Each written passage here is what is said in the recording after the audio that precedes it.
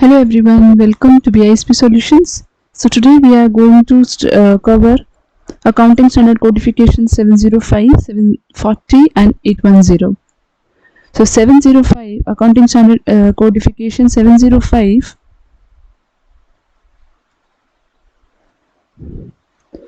it stands for Cost of Sales and Services. 705, again it's bifurcated into two subparts, that is 705 underscore 10 and 705.20. 705.10 is overall, and 705.20 it says for accounting for cash consideration received from the vendor. Here it just talks about the presentation point of view, that is cost of sales line item and how you reevaluate that. Okay.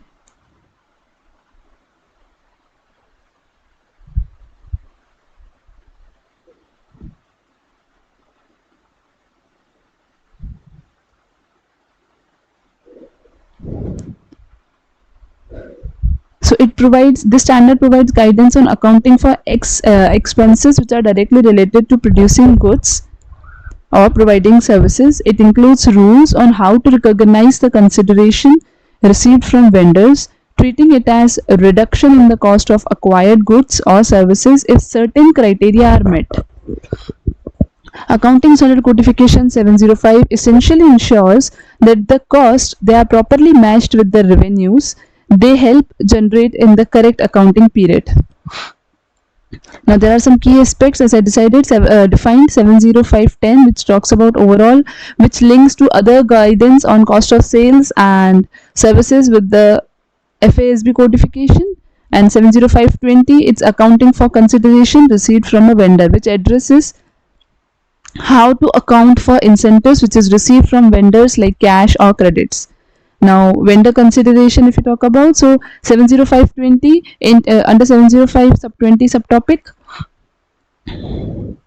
entities must determine if consideration received from a vendor is a reduction of the purchase price or if it should be accounted for under the revenue guidance, which is based on the criteria from revenue recognition standard that we have already seen, that is Accounting Standard Codification 606. This standard purpose is to ensure accurate and timely recognition of expenses to properly match them with the related revenues, and a fundamental principle of accrual accounting should be followed. Now if you talk about the compliance, so generative AI and other software, it can help with Accounting Standard Codification 705 compliance by automating your cost analysis, improving the data accuracy and ensuring comprehensive result, or you can do a comprehensive documentation. So this was all about 705. Now we'll start with Accounting Standard Codification 740.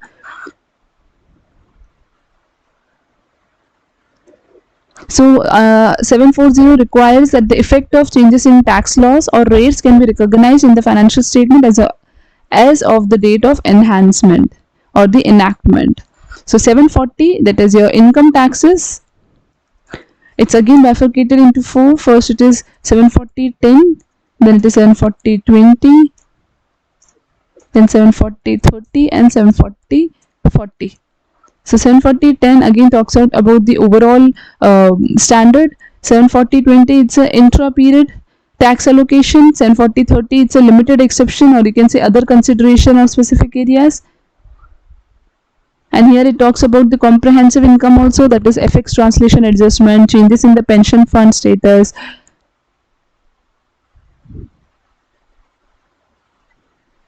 Here this standard also talks about the interim reporting, that is computation of income tax for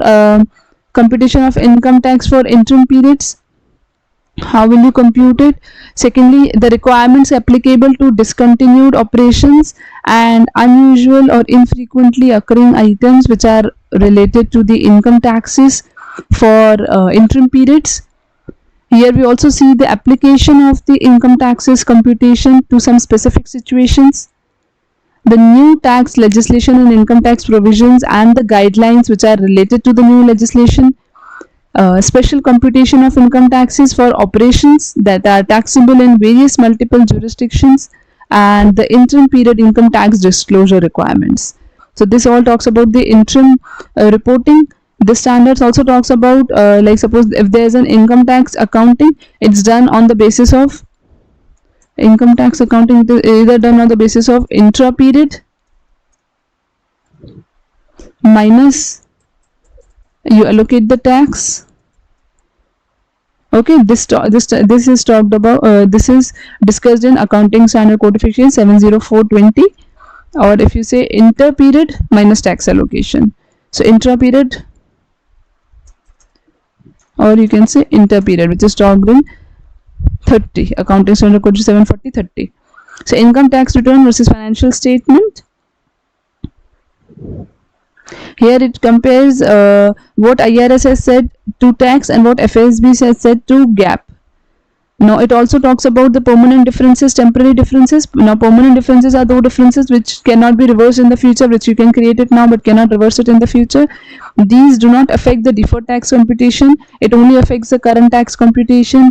Permanent differences, it's a transaction that affects either the taxable income or the income per books. These are either non-deductible, non-taxable, or special tax allowances. Some example, if you consider, of the permanent differences, like tax-exempt interest, certain penalties, bribes, fines, or you can say entertainment expenses which are non-deductible.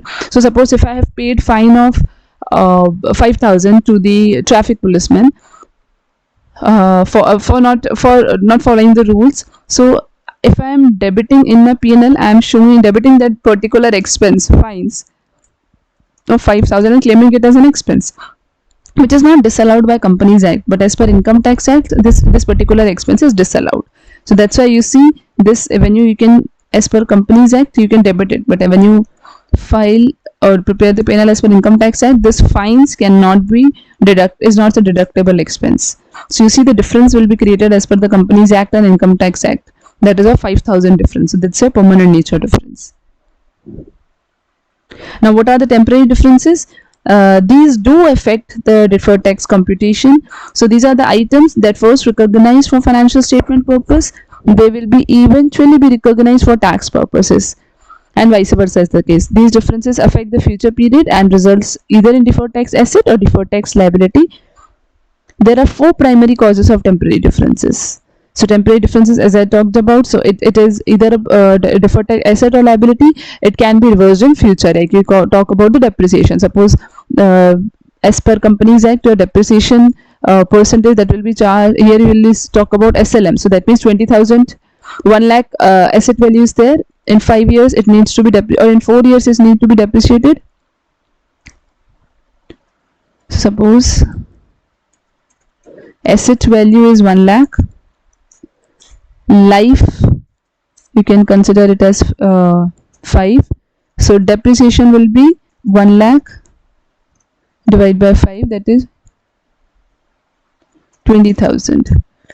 Okay, so 5 into 2, that is 5 years, you will every time charge 20,000 depreciation. So in every year you will have a depreciation of 20,000 charged in your P&L. But in your, as per your income tax, suppose 10% depreciation is there. So on 1 lakh asset, 10%, that means 10,000. So asset value is 1 lakh, 10% on that will be 10,000. So you will debit 10,000 depreciation. In Companies Act, debiting 20,000, but income tax is debiting 10,000. So you can see there's a difference. Obviously, here less profit will be there and here more profit will be there. Because suppose if your net profit, net income is, in this case, 2 lakh, 20,000 depreciation deductible. So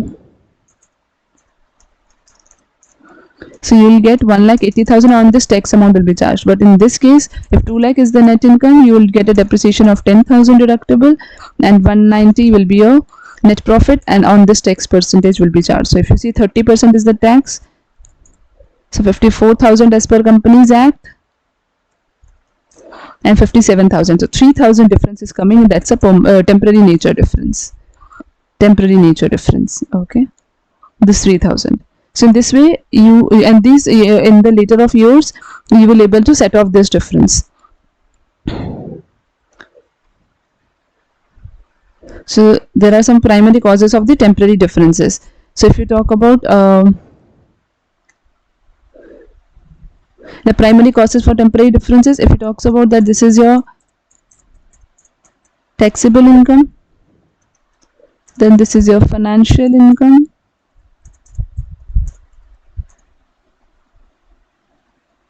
then we'll see DTA or DTL, that is deferred tax asset or deferred tax liability. Revenue or gains. So if there's a revenue or gains, a taxable income is there, it will be later recognized. In case of financial income, it will be now recognized, and in this case DTL will be created. Now suppose advance payment is there, okay, so in this case also you will taxable income will give you deduction now, financial income will give you the deduction later, so deferred tax asset will be created. So you have to decide when deferred tax asset will be created, when deferred tax liability will be created. If you have to, as per income tax, like you see, if you have to pay more tax now, so in future you will get the benefit. When you will get the benefit, that means this 3000 is your deferred tax asset, and vice versa is the case. Suppose income tax act say you have to pay 53,000, but Companies Act say no, you have to pay 54,000. So Companies Act is paying more, right? That means giving more. It's allowing you to pay more tax now, and in future you will get the benefit. So accordingly you will create a deferred tax liability, because you are paying less as per income tax, because ultimately what income tax say that you have to pay. So you are paying which is right now 53,000 is the tax, that means you are paying less. In future you have to pay more, so reversal will be there. Okay, so that's the reason. Now if you say Companies Act, as per Companies Act your tax amount is 5,000, but as per your Income Tax Act your tax amount is 6,000. That means you have to pay ultimately what income tax says. So if you are paying this 6,000 tax, that means you are paying more tax. So in future you will get, right now you are paying more, in future you will get the deduction, so you will create a DTA of 1,000. But as per Companies Act, suppose it says 2,000 you need to pay, but Income Tax Act says you need to pay 1,500. That means right now it is giving you benefit, in future it will ask you to pay more. So DTL will be created of 500. Okay, so this will be the scenario.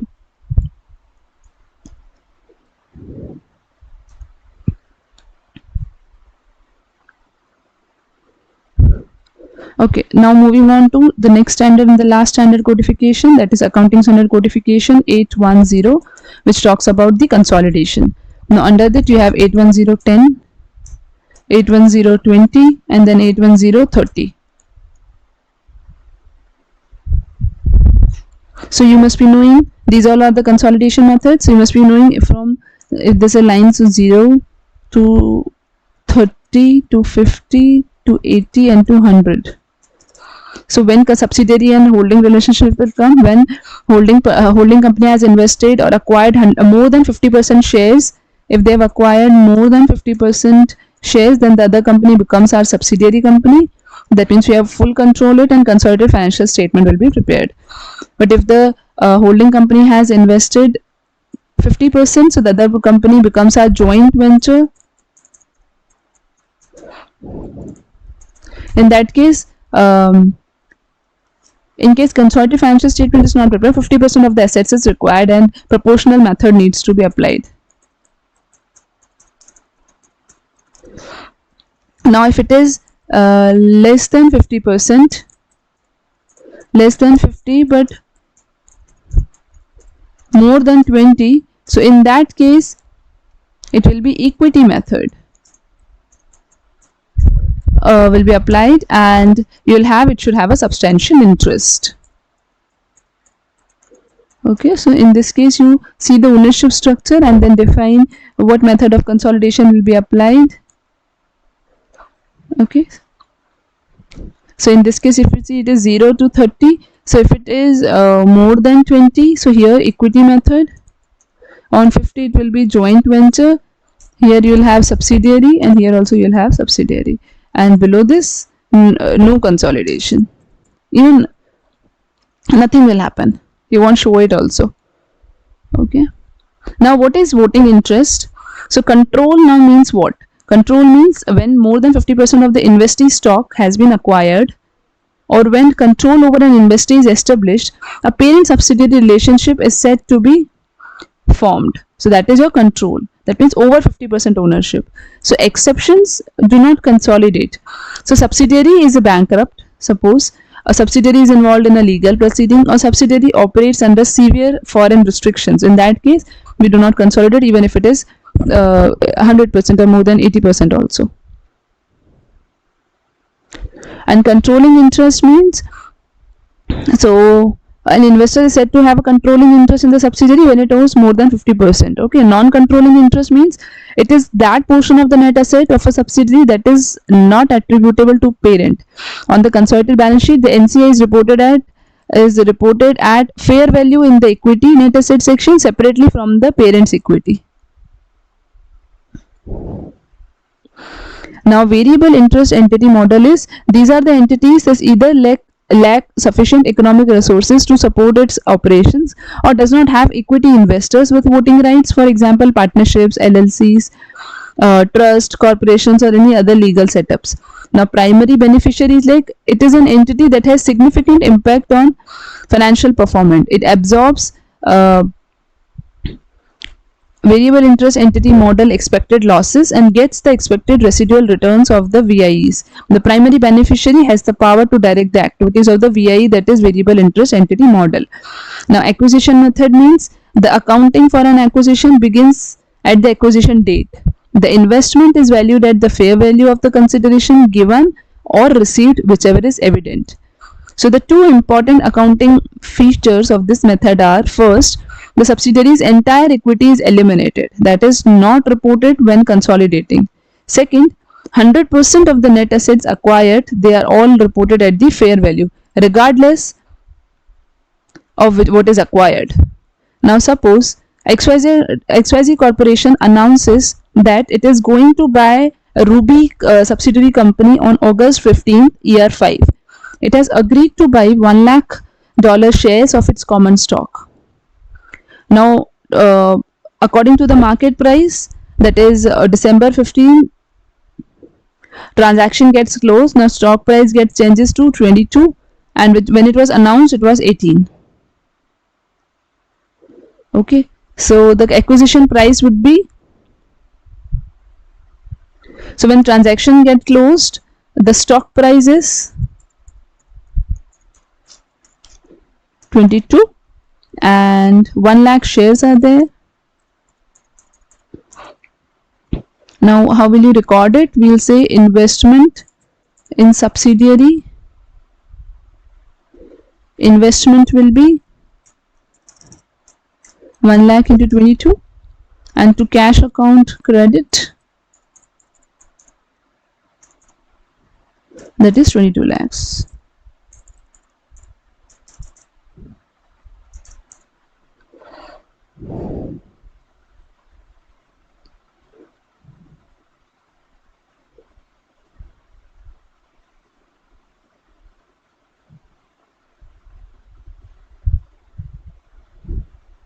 Okay, 20 is their par value. So, cash account credit will be 22 lakhs, and if you bifurcate it, so common stock will be, out of this you can say common stock, if you bifurcate it, so common stock will be 20 lakhs and 2 lakhs will be your additional paid in capital that we have yesterday seen. Additional paid in capital. Okay.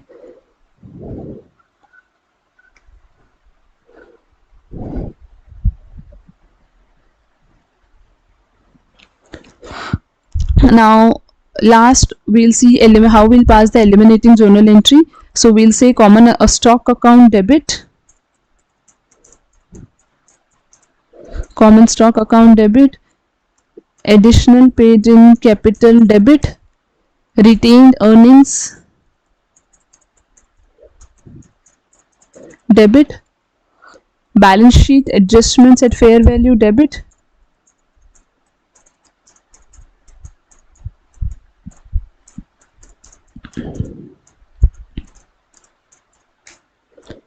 Identifiable intangible assets, intangible assets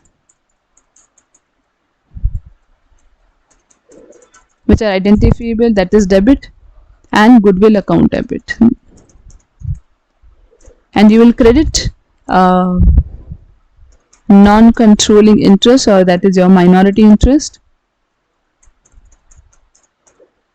account credit, and investment in subsidiary account credit. So when you have done the investment, what all things you have acquired, that all you will debit it. Investment in subsidiary credit. So this is how you will pass the journal entry.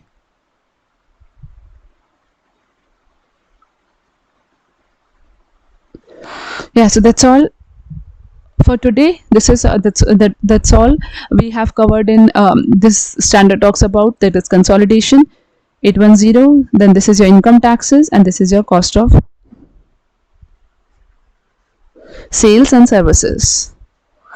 Yeah, so that's all for today. If you have any doubt, please contact BISP Solutions.